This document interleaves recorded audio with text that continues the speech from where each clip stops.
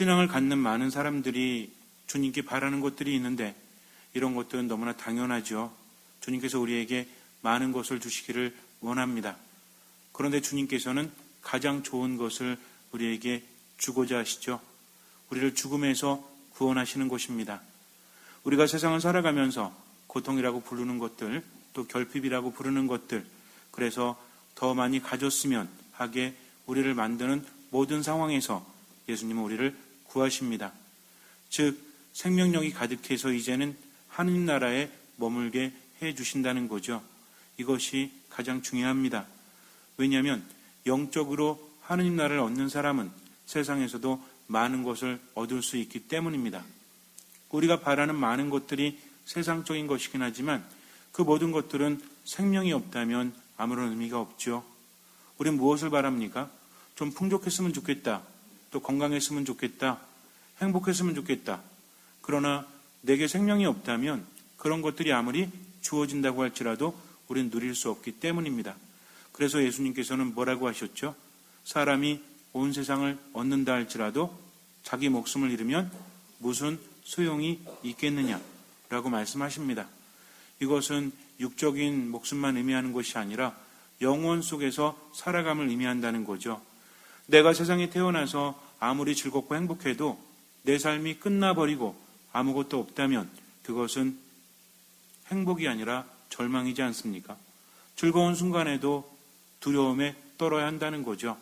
제가 언젠가 여러분께 말씀을 드렸지만 배에 타서 맛있는 것을 먹으면서 술도 마시면서 즐겁게 노래도 하면서 즐기고 있는데 곧이어서 이 배가 폭포에서 떨어진다면, 그래서 산산조각이 난다면 그 배에 탄 사람들은 즐거울까요? 즐겁지 않을까요?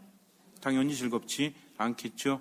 곧 있으면 죽을 것이 뻔하기 때문에 인간은 즐길 수 없는 것이죠. 우리 또한 마찬가지입니다. 세상을 살아가면서 어쩔 수 없이 세월의 변화 속에서 우리는 점점 불안해지지 않습니까? 나이가 든다는 것, 또 우리가 세상을 살아간다는 것, 시간이 흐른다는 것은 결국은 죽음이 가까워지는 것을 의미하기 때문입니다. 그렇기 때문에 지금 내가 누리는 모든 것들은 아무런 의미가 없을 수도 있다는 거죠. 나이가 들수록 세월의 속도가 빨라진다고 하죠. 한번 생각해 보세요. 엊그저께 추웠던 것 같은데 이제는 조금씩 더워지고 또 해가 길어졌죠. 좀 지나면 어떻게 될 것 같아요? 덥다 할 거예요. 그러다가 한참 더워서 고생하고 있을 때 찬바람이 불면 또 언제가 될 것 같아요? 연말이 되겠죠. 그리고 또 한 해가 지나가겠죠. 그러다 보면 우리는 죽겠죠. 이것이 인생입니다. 그러나 우리의 죽음이 끝이 아니라 새로운 삶으로 옮아간다라는 희망이 있기 때문에 지금 즐길 수 있는 것도 행복이라는 거죠. 때로는 이해할 수 없는 고통이 찾아왔을 때 우리는 삶에 대한 희망이 있기 때문에 그에 대한 보상이 주어짐을 믿기 때문에 지금을 이겨낼 수 있는 것입니다.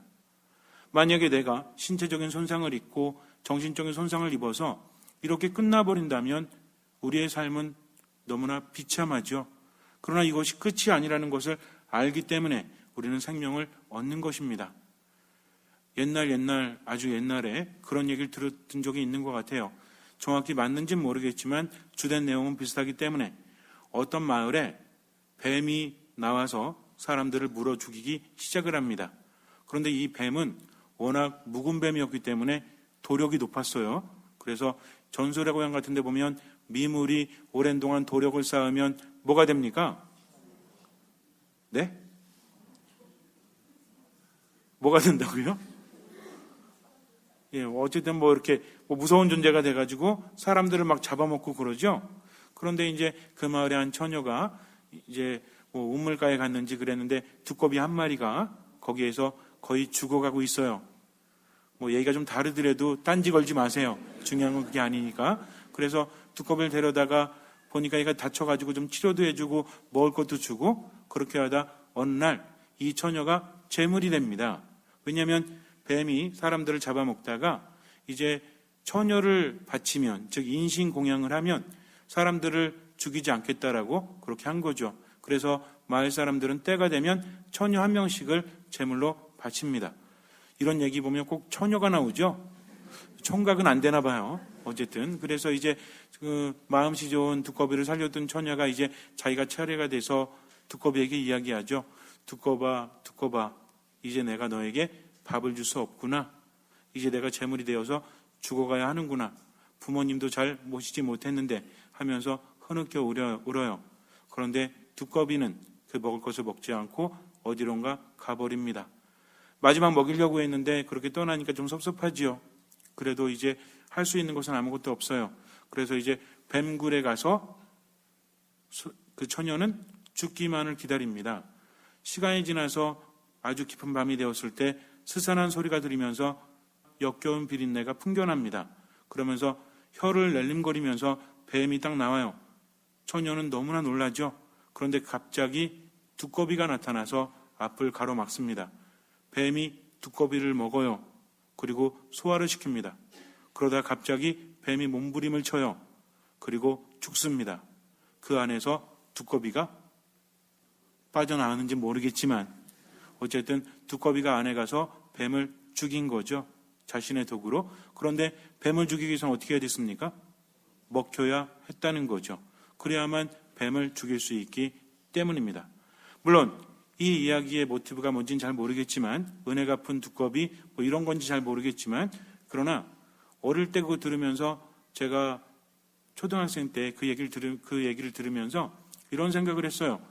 뭔가 좀 많이 닮았는데 그게 뭔지 잘 모르겠다는 거죠. 그런데 참 예수님을 닮지 않았습니까?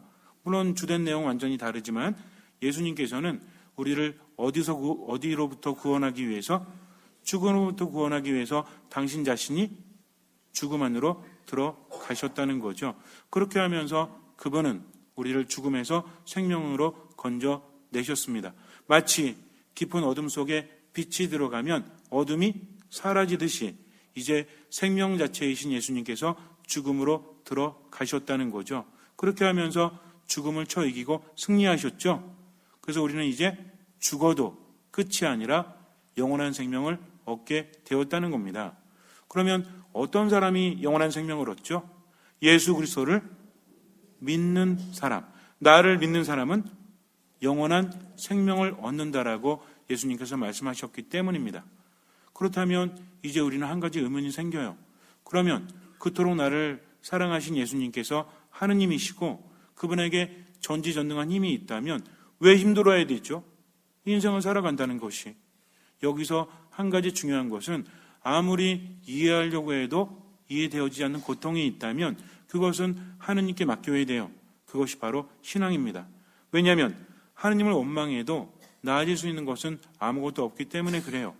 하느님 때문에 우리가 이해되어질 수 없는 고통에 시달리는 것이 아니라 세상 자체를 누가 지배했기 때문에? 죽음이 지배했기 때문입니다. 그 모든 것들은 무엇 때문에? 우리의 죄 때문에 그랬다는 거죠. 아담과 하와가 지은 죄, 선악과를 따먹은 죄, 단순히 그것이 아니라 우리는 똑같이 죄를 짓고 있습니까? 짓지 않고 있습니까? 살아가면서 생각으로 얼마나 많은 죄를 짓고 또 얼마나 많은 의도 안에서 사랑을 실천하지 못합니까? 어떤 극악무도한 짓만 하는 것이 죄가 아니라 하느님의 뜻을 따르지 않는 것 자체가 바로 죄의 본질이라는 거죠. 그렇다면 우리가 살면서 얼마나 하느님 안에 머물렀고 얼마나 그분의 뜻대로 살아갔습니까? 세상의 주인은 바로 그분이신데 어쩌면 그분과 상관없이 살아가진 않았습니까? 성당에 오기는 와요. 미사봉헌도 해. 그런데 참된 믿음을 찾아볼 수 없다면 그 자체가 하느님 안에 머물지 못한다는 거죠. 물론 그것 때문에 우리 몸이 아프거나 내게 불행이 닥치거나 이 이야기를 하는 게 아닙니다. 그렇기 때문에 세상은 완전하지 않고 완전하지 않은 세상에 뭐가 판쳐요? 악이 판친다는 거죠. 사탄이 판친다는 거죠. 그러니까 사탄은 인간을 괴롭게 하죠. 그 영향에 의해서 우리는 아플 수밖에 없고 힘들 수밖에 없는 겁니다. 그래서 때로는 불치병이라든지 이해되어질 수 없는 그런 것이 있다면 이것은 판단하지 말고 주님께 온전히 맡겨야 한다는 거죠. 죽을 때까지 믿음을 저버리지 않는다면 반드시 영원한 생명을 얻게 되기 때문입니다. 두 번째는 일반적으로 살아갈 때 하느님께서 우리를 사랑하시는데 왜 이렇게 삶이 힘들지? 라고 하는데 다시 한번 생각해 봐야 한다는 거죠. 산을 올라갈 때 우리는 힘들어도 정상까지 갈 수 있는 것은 무엇이 있기 때문입니까? 길이 있기 때문이라는 거죠. 그런데 만약에 그 산에 길이 없다면 우리가 지리산을 가거나 설악산을 가거나 큰 산을 가거나 작은 산도 마찬가지죠. 만약에 그 산에 길이 없다면 우리가 제대로 정주할 수 있을까요? 어디가 길인지 모르니까 헤매겠죠. 그러다가 뱀을 만나거나 위험한 상황에 처하게 되겠죠. 벼랑 끝에 몰릴 수도 있어요. 그러니까 산을 오른다는 것은, 길이 있다는 것은 땀이 나고 때론 다리가 아프고 숨이 차오르긴 하지만 그래도 시험시험 갈 수 있다라는 겁니다. 그러니까 우리가 뭐라고 합니까? 지리산 어디까지 올라갔다 내려오려면 몇 시간 걸리니까 이때쯤 출발하면 되겠지라고 예상할 수 있는 것은 무엇이 있기 때문에 그래요? 길이 있기 때문에 그렇죠. 만약에 길이 없다면 그런 예상을 할 수 있을까요? 그렇지 않다는 겁니다. 예수님은요, 길을 내셨어요. 그분은 길이요, 진리요, 생명이시기 때문입니다. 그런데 주어진 길이 잘나 있음에도 불구하고 산에 올라가는 것도 힘들어한다면, 그래서 무작정 편하기만 바란다면 어쩌면 이렇게 바랄 수도 있죠. 인생이 케이블카였으면 좋겠다. 땀 흘리지 않고 다리 안 아프고 그냥 올라갔으면 좋겠죠? 대답을 하세요. 어떤 게 좋으세요? 그냥 이렇게 길 따라서 다리 아파 죽겠는데 숨차 죽겠는데 올라가는 게 좋으세요? 아니면 케이블 타고 올라가는 게 좋으세요? 제가 뭐라고 했습니까? 인생이라고 했죠? 꼭대기는 뭐예요? 그럼 여러분들 만약에 이 산 꼭대기 가면 내가 죽어. 그 산이 되게 높은 산이에요. 그런데 어쨌든 걸어서 쉬엄쉬엄 올라가다가 멈춰서 쉬어도 되고 다시 내려왔다 올라가도 되고 이런 대로 올라가는 것과 케이블카를 타라고 한다면 여러분들은 어떤 선택을 하실래요? 난 그래도 케이블카 탈래요. 아유 힘들어 죽겠어 인생이. 삶이라는 게 그렇지 않아요? 태어났다 살았다 뭐예요? 죽었다는 겁니다. 여러분들 태어나서 금세 죽었으면 좋겠어? 그것을 원하십니까? 우리는요, 양면성이라는 게 있죠. 그런데 동전도 앞면과 뒷면이 있는데 앞면만 달라고 하면 말이 됩니까? 안 됩니까? 안 된다는 거죠. 다시 한번 생각해 보세요. 내가 산을 올라가면서 때로는 다리도 아프고 땀도 흐르지만 즐거움이 있습니까? 없습니까? 이것이 인생이라는 거죠. 인생 별거 있어요? 인생 별거 없어요. 태어났다, 살았다, 죽었답니다. 그러니까 언제 죽는가가 중요한 게 아니라 어떻게 사느냐가 더 중요하다는 거죠. 여러분들 오래 살기를 바라십니까? 아니면 삶이 행복하다가 마지막에 천국 가기를 바라십니까? 물어보나 마나죠, 이건. 그죠? 왜? 오래 살아도 마지막 날 보면 똑같아. 내게 하루가 남았다면 100년을 살았다 할지라도 200년을 살았다고 할지라도 마지막은 옵니까 안 옵니까?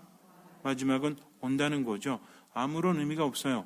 그러니까 우리가 삶을 바라보는 시야를 바꿔야 합니다. 이제는 편안한 삶, 고통이 없는 삶이 아니라 의미가 있고 가치가 있고 생명력이 넘치고 즐겁고 행복한 삶을 가기를 원한다는 거죠. 그 길이 무엇입니까? 예수 그리스도라는 거죠. 그분이 십자가 위에서 죽었는데 왜 우리가 이렇게 고통을 당해야 되는가? 라고 묻지 말고 그분이 내게 주신 길을, 그분의 길을 따라서 살아갈 때 많이 바뀐다는 거죠. 놀라운 게 뭔지 아십니까? 우린 십자가라고 그래요. 내가 살면서 왜 이렇게 십자가가 무겁지? 그거 십자가 아닙니다. 자기가 만들어낸 고통이라는 거죠.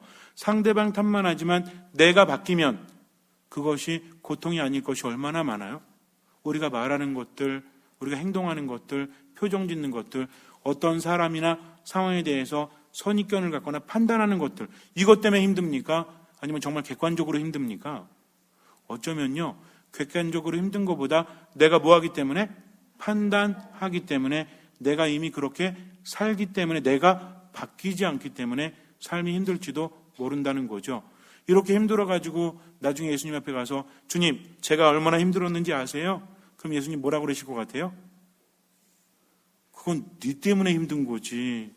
십자가 지냐고 힘든 게 아니었잖아. 십자가엔 뭐가 있어야 돼요? 예수님께서 나를 따르라고 하셨죠? 십자가하고 그냥 십자가 아닌 짐하고 차이가 뭔지 아십니까? 그렇죠. 사랑이라는 건데 사랑은 좀 너무 추상적이잖아요. 그러니까 우리가 살아가면서 분간하기 쉬운 말로 한다면 누구 뜻이냐? 즉 예수님의 뜻이냐면 이게 뭐예요? 십자가라는 거죠. 근데 내 뜻이면 생각해 보세요. 내 승질 들어가지고 힘든 거는 주님 뜻이에요? 내 뜻이에요? 그건 내 뜻이죠. 맨날 우울해가지고 이 삶이라는 게 의미가 없어. 난 맨날 힘들어. 아이고 내 팔자야. 이런 사람이 힘든 것은 주님 때문입니까? 아니면 자기 자신 때문입니까? 자기 자신 때문이라는 거죠. 잘 생각하세요. 내가 십자가라고 여겼던 대부분의 것들이 십자가가 아닐 수도 있기 때문입니다. 십자가를 지는 사람의 특징은 뭐냐면 모든 일에 대해서 누구의 뜻을? 주님의 뜻이 무엇인가 하면서 어떻게 하는 사람? 미사 안에, 말씀 안에, 기도 안에 온전히 머무는 사람, 그러면서 온전히 맡기는 사람, 이런 사람은 주님과 함께 간다는 거죠. 우리는 이렇게 생각해요.